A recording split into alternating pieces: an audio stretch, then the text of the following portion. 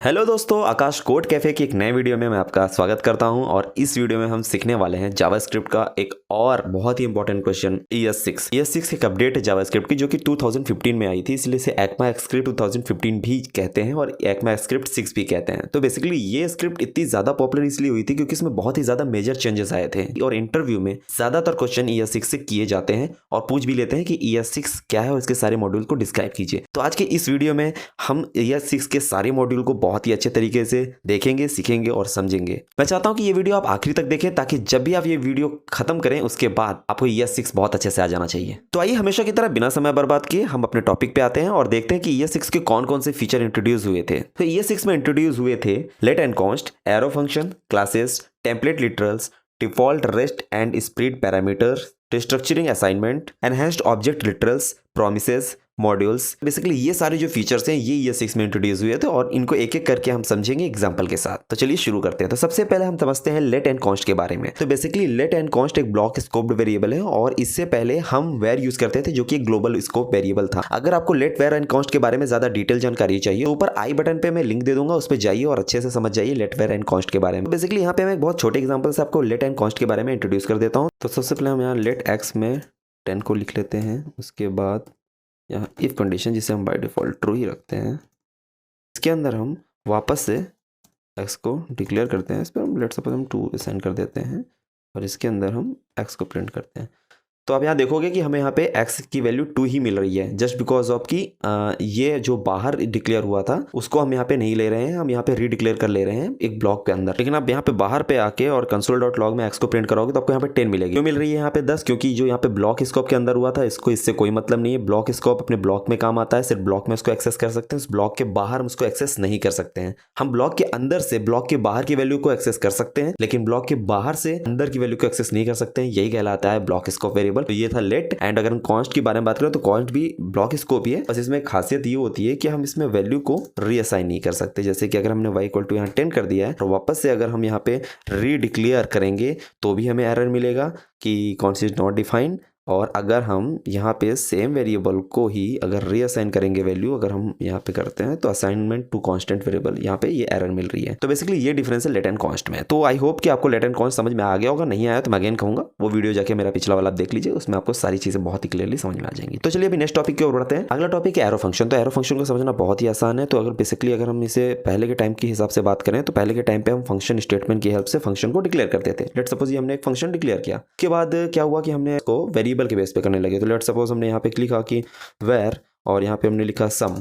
Let suppose function का हम सम रखना चाहते हैं इक्वल टू, और इस फंक्शन को हमने ऐसे रख दिया और यहाँ पे हम 2 नंबर ले लेते हैं a, b और यहाँ नीचे आते हैं और इसको यहाँ पे रिटर्न कर देते हैं a प्लस b। तो हम यहाँ देखेंगे कि ये 2 नंबर का सम यहाँ पे जा रहा है। तो इस तरीके से ये हो गया वेरिएबल के बेस्ड पे हमने फंक्शन कर दिया। लेकिन एरो फंक्शन इसको और आसान कैसे करता है? तो एरो फंक्शन बेसिकली हमें ये फंक्शन कीवर्ड का यूज़ नहीं करना होता है, इसको हम यहाँ से हटा देते हैं और यहाँ पर आते हैं और यहाँ पे हम इक्वल टू और ग्रेटर देन का साइन लगा देते हैं। तो ये हो जाता है एरो फंक्शन। तो बेसिकली ये जो इतना पॉइंट है ना, ये है एरो फंक्शन और इसको हम ऐसे लिख सकते हैं। और इसको और भी छोटा बनाने के लिए हम एक काम कर सकते हैं, इसको एक ही लाइन में कर देते हैं और इसके बाद इसको और छोटा बनाने के लिए हम एक काम और कर सकते हैं, हम ये करली ब्रैकेट जो है ये यहाँ से हटा देते हैं। और जब करली ब्रैकेट हटा देते हैं ना तो यहाँ पे हमें रिटर्न का भी काम नहीं होता है। तो यहाँ से अब हम रिटर्न को भी हटा देते हैं। तो ये बन गया सबसे छोटा फंक्शन। तो एरो फंक्शन की हेल्प से रीडेबिलिटी बढ़ा सकते हैं, वो फंक्शन को थोड़ा सा छोटा कर सकते हैं। तो आई होप एरो फंक्शन भी बहुत ही ईजिली आपको अच्छे से समझ में आ गया होगा। तो चलिए नेक्स्ट टॉपिक की ओर बढ़ते हैं। अगला टॉपिक है हमारा क्लासेस। देखिए क्लासेस को समझने के लिए हम यहाँ पे क्या कर लेते हैं, क्लास नाम का एक कीवर्ड होता है क्लास। उसके बाद हम यहाँ पे लिख लेते हैं लेट सपोज रेक्टेंगल। रेक्टेंगल एक हमने क्लास बना ली है और इसके अंदर हम यहाँ पे कंस्ट्रक्टर ले लेते हैं और इस कंस्ट्रक्टर के अंदर हम यहाँ पे 2 पैरामीटर ले लेंगे, height and weight. And then इसके अंदर हम दिस डॉट वेट ऐसे कर देते हैं and this height dot height ऐसे कर देते हैं। ठीक है, तो बेसिकली हमने एक कंस्ट्रक्टर बनाना है। कंस्ट्रक्टर कुछ नहीं है, वो क्लास के अंदर समझ लीजिए कि हम एक वेरिएबल को एक वैल्यू असाइन कर रहे हैं, ये वो चीज़ें हैं। और यहाँ पे हम जो लेते हैं ना वो बेसिकली उस क्लास के पैरामीटर में वो चीज़ें लेते हैं, राइट। और अब हम नीचे आते हैं और यहाँ पे हम क्या करते हैं कि यहाँ पे हम एक फंक्शन बना लेते हैं गेट एरिया नाम का। और इस गेट एरिया नाम के फंक्शन के अंदर ना हम दोनों को मल्टीप्लाई कर देंगे, क्योंकि बेसिकली एरिया जो रेक्टेंगल का निकालना होता है उसमें हम विड्थ और हाइट को मल्टीप्लाई करते हैं। तो इस तरीके से एरिया निकल आएगा। तो ये हमारा एक क्लास बन चुका है। तो चलिए अब ये क्लास तो बन गया, अब हम इसको यहाँ नीचे यूज़ कर लेते हैं। तो हम यहाँ कॉन्स्ट लिखते हैं और यहाँ पे लिख देते हैं रेक्टेंगल और न्यू रेक्टेंगल, और हमने यहाँ क्या पास कर दिया 10 एंड 20। तो बेसिकली जब भी हम क्लास को यूज़ करते हैं तो सबसे पहले हम उसके आगे न्यू कीवर्ड लगाते हैं। इस न्यूज़ की वजह से क्या होता है कि ये जो क्लास है ना, इसका एक नया कंस्ट्रक्टर मतलब कि एक नया ऑब्जेक्ट बन जाता है। तो यहाँ पे न्यू रेक्टेंगल बन गया और ये बन गया 10 20। अब ये जो 10 20 की वैल्यू है ना, इस पूरे क्लास में स्प्रेड हो गई, मतलब फैल गई होगी पूरी तरीके से, और जहाँ जहाँ भी ये वेरिएबल हमने यूज़ किया है ना, वहाँ पे वो 10 और 20 के बेस पे चीज़ें बन गई होंगी। तो अब अगर हम नीचे आते हैं यहाँ पे और कंसोल डॉट लॉग के अंदर यहाँ पे हम एरिया में रेक्टेंगल डॉट एरिया में गेट एरिया करते हैं तो हमको एरिया 200 मिल रहा है। मतलब कि ये हमने एक बार बना लिया। अब उसके बाद हम उसके अंदर के फंक्शन को सिर्फ कॉल करेंगे और हमें देखिए एरिया मिल रहा है। इसके आगे अगर हम यहाँ पे चाहें तो और भी हम फंक्शन बना सकते हैं कि भाई सम बता दो, और भी जो भी हमें कैलकुलेशन करनी है उसके अलग अलग फंक्शन बना लेंगे। तो उसके बाद बस हमें सिर्फ एक वो फंक्शन ही कॉल करनी पड़ेगी, मतलब वैल्यू सिर्फ हमें वन टाइम पास करनी है। फंक्शन हम बनाते हैं तो हमें जितनी बार फंक्शन कॉल करना होता है उतनी बार हमें वो वैल्यू भी पास करनी होगी। लेकिन क्लास में ऐसा नहीं है। क्लास में आप एक बार अगर वैल्यू पास कर दियो तो आप आराम से चाहो तो उसी को बार बार यूज कर सकते हो और उसके सारे फंक्शंस को कॉल कर सकते हो सेम वैल्यू के साथ। तो आई होप आपको क्लास भी समझ में आ गया होगा। तो चलिए नेक्स्ट टॉपिक की ओर बढ़ते हैं। नेक्स्ट टॉपिक है हमारा टेम्पलेट लिटरल। तो टेम्पलेट लिटरल को हम समझने के लिए हम आपको बता देते हैं कि हम यहाँ पे दो वेरिएबल ले लेते हैं। Let suppose const a equal to 5 and then const b equal to 3। अब लेट सपोज हम यहाँ पे एक फंक्शन बनाते हैं फंक्शन सम के नाम से। इसमें हम एरो फंक्शन का यूज़ करते हैं और उसके बाद हम यहाँ पे a प्लस बी कर देते हैं और यहाँ पैरामीटर में ना हम यहाँ पे ए और बी ले लेते हैं। तो बेसिकली हम चाहते हैं कि हम रिटर्न में यहाँ पे सिर्फ नंबर रिटर्न ना करें, हम यहाँ पे एक स्ट्रिंग रिटर्न करना चाहते हैं। तो पहले के टाइम पे किसी भी स्ट्रिंग को वेरिएबल को कॉन्केट करने के लिए हम इस तरीके से यूज़ करते थे प्लस के साइन का, जो कि काफ़ी कॉम्प्लिकेटेड भी लगता था और रीडेबिलिटी भी कम कर देता था, जिससे हमें समझने में बहुत दिक्कत होती थी और समटाइम्स तो एरर भी आ जाते थे। तो ES6 में जो ये टेम्पलेट लिटरल आया ना, इसकी वजह से बहुत सारे काम आसान हो गए।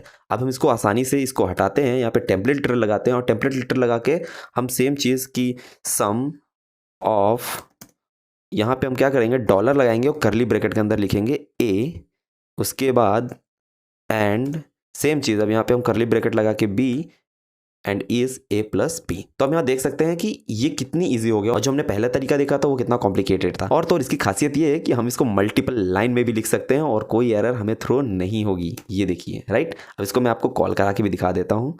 नीचे आते हैं, यहाँ पे हम लिखते हैं ए कॉमा बी। अब जाहिर सी बात है ये प्रिंट नहीं होगा क्योंकि हमने यहाँ पे कंसोल डॉट लॉग नहीं किया है। ठीक है, अब हम यहाँ पे काम करते हैं, इसको यहाँ से हटाते हैं और कंसोल के अंदर कॉल करते हैं। तो अब यहाँ देखेंगे सम ऑफ 5 एंड 3 इज 8। तो हम इसे मल्टीपल लाइन में भी यूज़ कर सकते हैं और तो और हम इसके अंदर स्पेशल कैरेक्टर्स भी यूज़ कर सकते हैं, जैसे at the rate and slash and वगैरह वगैरह जितने भी स्पेशल कैरेक्टर्स हैं। तो देखा आपने कितना सिंपल था टेम्पलेट लिटरल्स को समझना।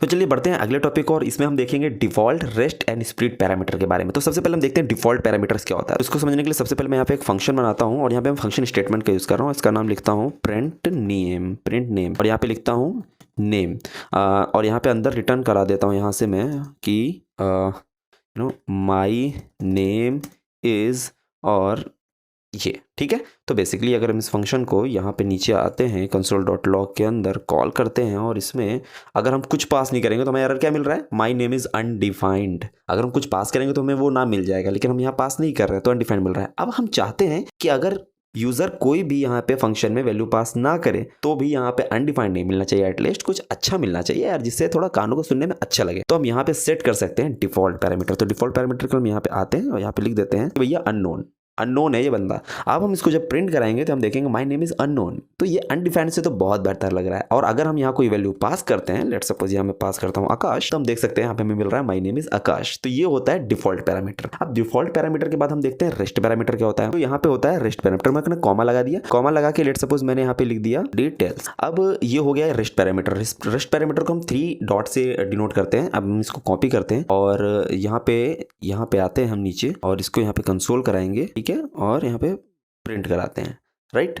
तो अभी अगर आप नोटिस करेंगे मैं यहाँ कॉमा लगाता हूँ और कॉमा लगा के लेट सपोज मैं यहाँ पे एज डाल देता हूँ, यहाँ मैं बता देता हूँ कि भैया मेल है, ये इंडियन है। तो यहाँ मैंने ऐसे बता दिया। अब यहाँ पे देखेंगे कि हमें एरे के अंदर बाकी की वैल्यू मिल रही है। अगर हम ये 3 डॉट नहीं लगाते ना तो आप देखेंगे हमें सिर्फ एक वैल्यू मिलती है, वो है 29। लेकिन ये लगाने की वजह से हमें क्या मिल गया, तीनों वैल्यू मिल गई। तो इसको कहते हैं कि रेस्ट पैरामीटर, मतलब कि यहाँ पर जितने भी पैरामीटर्स हैं उसके बाद अगर फंक्शन में और भी पैरामीटर्स पास हो रहे हैं तो वो सारे एज अ एरे इसके अंदर स्टोर हो जाएंगे। तो यहाँ पे हमने जैसे आकाश पास किया और उसके बाद जितनी भी वैल्यू हमने यहाँ पास की ना वो सारे के सारे एक एरे में स्टोर हो गए। तो ये कहलाता है रेस्ट पैरामीटर। तो अब नंबर है स्प्लिट पैरामीटर। तो स्प्लिट पैरामीटर को समझने के लिए सबसे पहले मैं इसको यहाँ हटाता हूँ, यहाँ पे लिखता हूँ const A equal to 1,4,7,9 right. और अब यहाँ पे आता हूँ, नीचे लिखता हूँ कॉन्स्ट b इक्वल टू 4,7,8। उसके बाद यहाँ पे नीचे आते हैं और यहाँ पे लिखते हैं कॉन्स्ट रिजल्ट।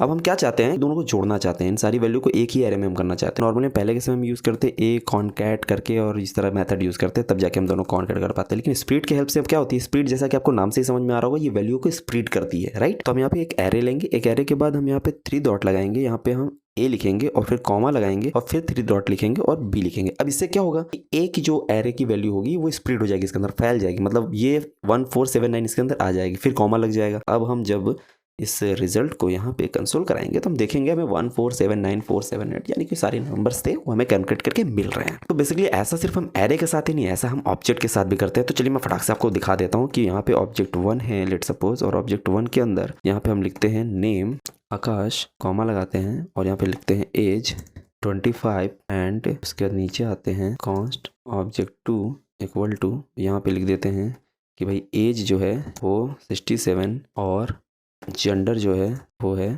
मेल। अब हम यहाँ पे कर देंगे ऑब्जेक्ट 1, यहाँ पे ऑब्जेक्ट 2 और एरे को हटा के यहाँ पे हम ऑब्जेक्ट कर देंगे और हम देखेंगे कि कॉन्केट हो गई है वैल्यू और यहाँ पे हमें मिल गई है नेम एज एंड जेंडर। अब आप देखेंगे कि क्या हुआ कि जो नेम था वो ऊपर मैंने आकाश दिया था लेकिन नीचे मैंने नेम नहीं दिया था तो उसने आकाश ले लिया। एज जो है ऊपर 25 दिया था, नीचे 67 दिया था, तो उसने क्या किया 67 को रिप्लेस कर दिया राइट। उसके बाद फिर जेंडर है यानी जेंडर हमें मेल मिल गया। तो बेसिकली ऐसे हम ऑब्जेक्ट को भी कॉन्केट कर सकते हैं स्प्लिट ऑपरेटर की हेल्प से। स्प्लिट याद रखिएगा, स्प्लिट मतलब वैल्यू को स्प्लिट कर देना, मतलब फैला देना। तो चलिए मूव होते हैं अगले टॉपिक और अगली टॉपिक है डिस्ट्रक्चरिंग असाइनमेंट। तो डिस्ट्रक्चरिंग असाइनमेंट एक मेथड होता है बेसिकली किसी भी ऑब्जेक्ट की या फिर एरे की वैल्यूज को एज अ वेरिएबल स्टोर करने का। तो चलिए इसको कैसे करते हैं, सबसे पहले हम देखते हैं ऑब्जेक्ट के साथ। तो उसके लिए सबसे पहले हम यहाँ ऑब्जेक्ट 2 को यहाँ कमेंट करते हैं, सिर्फ एक ऑब्जेक्ट के साथ हम वो चीज देखते हैं। तो यहाँ देखेंगे ऑब्जेक्ट 1 के अंदर जो की है ना उनको एज अ वेरिएबल हम बाहर निकालने हैं। नहीं समझ में आया तो देखते हैं कैसे करते हैं, समझ में आ जाएगा। हम यहाँ पे एम्प्टी ऑब्जेक्ट ले लेते हैं और यहाँ पे लिखते हैं obj1। अब हम क्या करेंगे कि इस ऑब्जेक्ट के अंदर ना जिसके अंदर की है ना वो हमें लिख लेते हैं जैसे name and age right. Okay, तो हमने बेसिकली यहाँ पे क्या किया है, हमने यहाँ पे ऑब्जेक्ट 1 को डिस्ट्रक्चर किया है, यानी ऑब्जेक्ट 1 को यहाँ लिख के और करली ब्रैकेट के अंदर हमने इसको डिस्ट्रक्चर किया है, यानी कि इसके अंदर की जो की है ना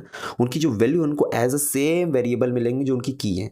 तो हमने यहाँ पे नेम और एज लिख लिया। अब यहाँ पे क्या होगा, जब हम नेम को यहाँ पे नीचे प्रिंट कराएंगे तो आप देखेंगे हमें आकाश मिल रहा है। सेम इसी तरह अगर हम एज को यहाँ पे नीचे प्रिंट कराएंगे तो आप हमें देखेंगे 25 मिल रहा है। अदरवाइज अगर हम ऐसा नहीं करते तो हमें कैसा करना पड़ता, यहाँ पे हम कॉन्स्ट लिखते हैं, कॉन्स्ट लिखने के बाद फिर हम यहाँ नेम लिखते हैं, नेम लिखने के बाद हम क्या लिखते हैं obj1 डॉट नेम, ये ऐसे लिखते हैं और फिर कॉन्स्ट, उसके बाद एज लिखते हैं, फिर इक्वल टू करके obj1 डॉट एज लिखते हैं, तब जाके हमें की वैल्यू मिलती है। ये आपको क्लियर हो गया। अब इसके बाद हम सेम चीज़ अगर हमको एरे के साथ देखनी हो तो हम कैसे कर सकते हैं, तो हम यहाँ काम करते हैं कॉन्स्ट लिखते हैं और यहाँ पे लिखते हैं air1 और इसके अंदर हम ले लेते हैं वैल्यू 4,5,6 ठीक है। अब हम क्या करेंगे कि यहाँ पे आते हैं नीचे, यहाँ पे कॉन्स्ट करते हैं, यहाँ पे एरे ले लेंगे क्योंकि एरे को रिस्ट्रक्चर कर रहे हैं और air1 कर देंगे।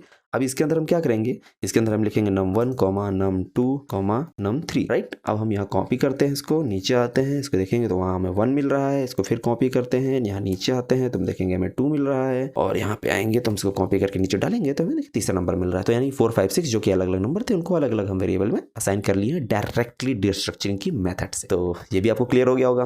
तो अगला टॉपिक जो है वो है इनहेंस्ड ऑब्जेक्ट लिटरल। तो इसके लिए सबसे पहले हम क्या करते हैं कि यहाँ पे एक कॉन्स्ट नेम वेरिएबल ले लेते हैं और इसमें हम लिख देते हैं आकाश। उसके बाद नीचे आते हैं और उसके बाद यहाँ पे कॉन्स्ट, यहाँ पे हम एक ऑब्जेक्ट क्रिएट करना चाहते हैं जिसमें ऊपर वाला जो वेरिएबल है ना उसको यूज़ करना चाहते हैं। तो बेसिकली हम पहले कैसे करते थे, ऐसे करते थे, कॉपी करेंगे इसको, नीचे आएंगे, इसको पेस्ट करेंगे तो हम देखेंगे कि हमें नेम आकाश मिल रहा है राइट। इनहेंस्ड ऑब्जेक्ट लिटरल का मतलब क्या हुआ, मतलब कि ये कि जो की है और जो वैल्यू हम वेरिएबल दे रहे हैं वो अगर दोनों सेम है तो हम बेसिकली इसको यहाँ पे हटा सकते हैं। तो ये यही कंसिडर करेगा कि जो ऊपर नेम है वही की है, उसकी वैल्यू लेनी है और हम देखेंगे हमें सेम वैल्यू मिल रही है राइट। तो ये है इनहेंस्ड ऑब्जेक्ट लिटरल। बेसिकली जो अगला टॉपिक इंट्रोड्यूस हुआ था वो हुआ था प्रॉमिस। तो प्रॉमिस को समझने के लिए हम सबसे पहले यहाँ पे एक वेरिएबल ले लेते हैं, इसका नाम हम प्रॉमिस ही रख देते हैं, आप कुछ भी रख सकते हैं, इसका नाम इंपॉर्टेंट नहीं है। उसके बाद हम क्या करते हैं, उसको न्यू कीवर्ड से प्रॉमिस को हमेशा डिनोट करते हैं। अब ये न्यू प्रॉमिस हो गया और यहाँ पे हम एक कॉल बैक फंक्शन देते हैं इस प्रॉमिस के अंदर, कॉल बैक फंक्शन ऐसे कुछ दे देंगे, एक एनोनिमस फंक्शन। तो बेसिकली प्रॉमिस के बारे में थोड़ा आपको बता देता हूँ।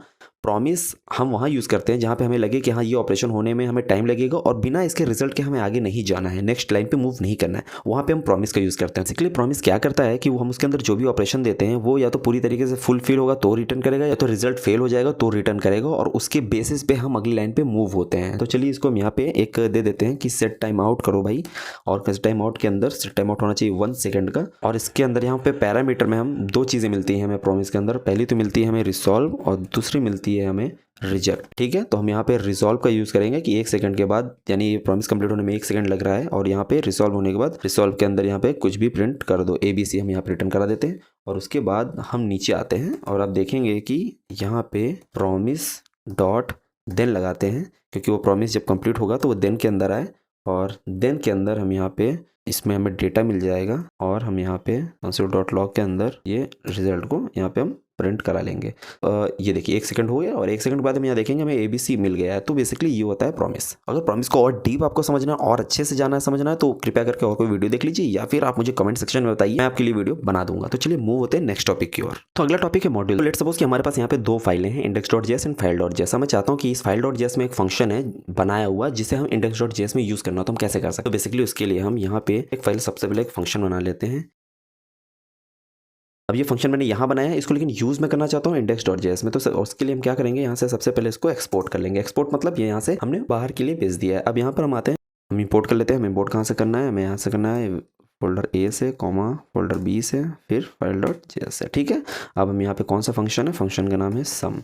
इंपोर्ट कर लिया। अब यहाँ से हम क्लिक करेंगे तो देखेंगे हम यहाँ रिडायरेक्ट हो रहे हैं, मतलब कि ये फंक्शन यहाँ सक्सेसफुली इंपोर्ट हो चुका है और हम यहाँ पे इसको कॉल कर सकते हैं। फाइनली हमने यहाँ पे ES6 के सारे मॉड्यूल्स को डिस्कस कर लिया। हो सकता है कि कुछ मॉड्यूल्स या फीचर्स मैंने डिस्कस ना किए हों जो कि इंपॉर्टेंट नहीं, लेकिन जितने भी इंपॉर्टेंट टॉपिक्स थे वो सारे मैंने यहाँ पे डिस्कस कर लिए हैं। तो यहाँ पर जितनी भी चीज़ें आज मैंने आपको बताई हैं वो बहुत ज़्यादा मैंने डीप जाकर नहीं बताई हैं, मैंने ऊपर से बताई हैं। अगर आपको किसी भी टॉपिक्स के बारे में काफ़ी डीप चाहिए तो आप मुझे कॉमेंट करके बता दीजिए, या फिर किसी और का वीडियो आप रेफर कर सकते हैं। तो मैं उम्मीद करता हूँ कि इंटरव्यू में अब आप ES6 के मॉड्यूल में तो डेफिनेटली नहीं फंसेंगे और क्लियरली इंटरव्यूअर को जवाब दे देंगे। तो चलिए आज के लिए इतना काफ़ी, मिलते हैं अगली वीडियो में, तब तक के लिए बाय बाय।